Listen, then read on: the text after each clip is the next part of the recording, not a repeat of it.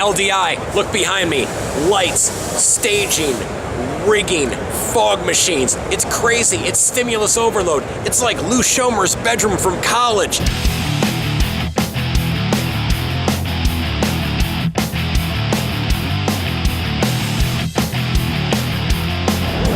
Nice to see that the cast of The Big Bang Theory was able to make it out. No arms, no legs, no head. It's like the Black Knight from the Holy Grail. So there are machines here that can draw lasers on the moon, right? And these guys go, we close curtains. Why do you guys choose this particular show? So we chose LDI to reach out to different markets. Traditionally, we've gone to universities and stuff, and we're trying to reach more touring markets. It generates plenty of good leads for us. We meet a lot of people from all over the world that know that we're going to be at the show. Everyone here is trusted in the industry, so it's the show to be at if you're in lighting design. This is, as far as the U.S. goes, it's the #1 show. Do you use social media when booking? When you're here? Okay. What do you use when you're here on site? Is it Twitter primarily?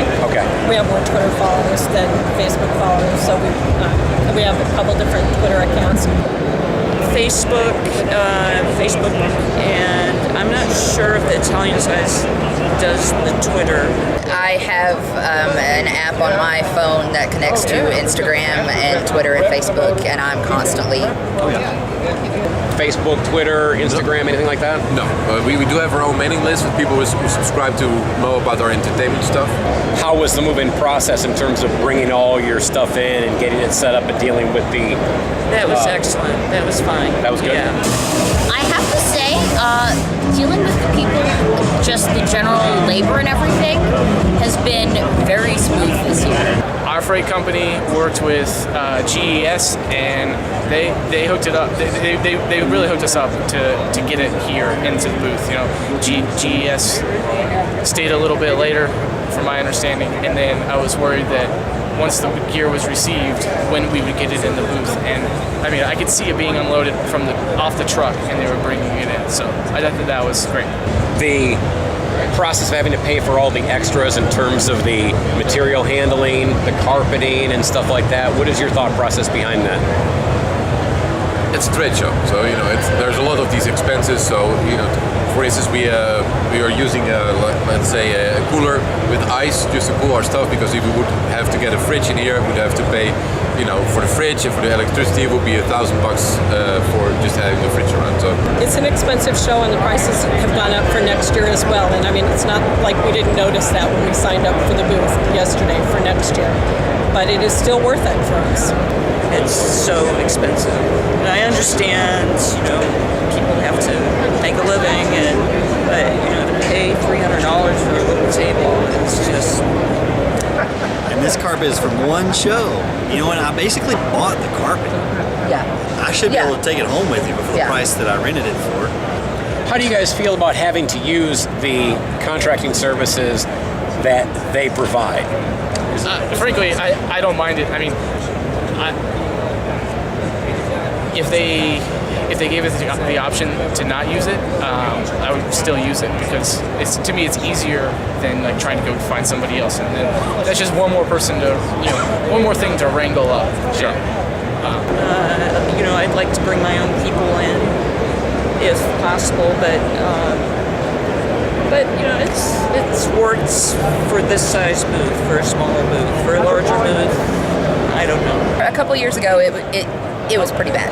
It was pretty nasty, but I think that they definitely got some feedback on that, and they have made the appropriate changes, and it went much more smooth. But here's the frustrating thing: is we're the manufacturer, and this is a rare case. This entertainment show, is a rare case where most of the people here are in the same business as GES.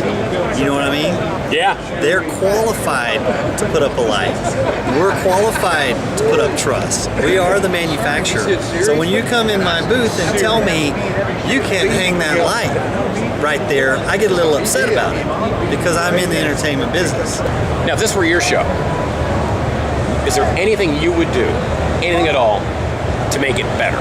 The only feedback that I hear from a lot of people is that they thought the end of November is kind of late, very close to Thanksgiving. I know for next year they're going to be moving it back to October. I think that's much better. I think that I don't know that if I were the owner of the show, I don't have any ideas to make it better. I think as an exhibitor, there's a lot of onus on you to make it the show you want it to be. I would not do it in Vegas. Yeah. Really? Yeah. This is so tired of Vegas. I think with GES, I would make that process a little bit different. It would be nice if you send in your work order and you get an email back confirmation instead of waiting a few days and then having, in this case, getting here and everything's totally changed. And it's snowing. It's snowing. Snowing in Las Vegas. How does this happen? Hey, for all we know, some stagehand just had his big bag of cocaine explode high above us, and we are really missing out. It was not part of Brody's Frog Day. It was not-